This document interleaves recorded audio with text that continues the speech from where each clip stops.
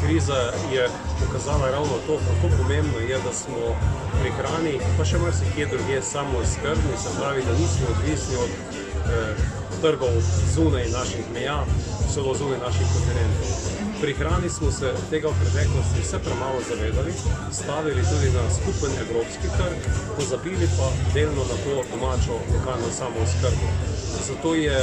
kriza pokazala priložnosti, cela vrsta novih platform vzpostavljenih, kjer so se predvsem mladi kmetovalci povezali z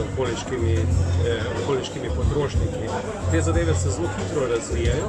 in mislim, da je v naslednji finančni perspektivi, ko se tudi pripravlja nov strateški načrt za kmetijstvo, potrebno temu področju posvetiti veliko pozornosti. Na eni strani že zagotoviti pogoje za kvalitetno pridelavo, tudi pridelavo zunaj sezone, to, kar je pri nas še vedno problem, da takrat, ko zraste v vsakem vrtu, bi tudi pridelovalci imel zelo veliko zelenjave, kjer je to najbolj sezonsko, se pravi, imeti proizvodno čim bolj raztegnjeno preko celotnega leta in se medsebojno povezati in tako enotno nastopati, tako do neposrednega prodajalca,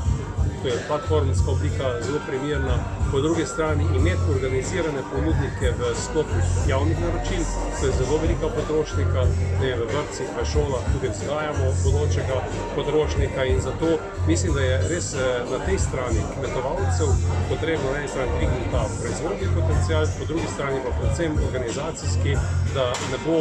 samo za 14 dni neke robe, ampak da je v bistvu to preko celotnega leta. Tako da čaka nas veliko na celotnem področju, zagotovo imajo tu tudi občine, lokalne skupnosti svojo pomembno vlogo, lahko pomagajo, ne vem, sugerirati javnim zavodom. So primeri, ko občine same izvedejo takšna javna naročila in podobno. Tako da, kot sem že dejal, organizacija proizvodne in pa čim boljše sodelovanje vseh akterjev v celotni verigi.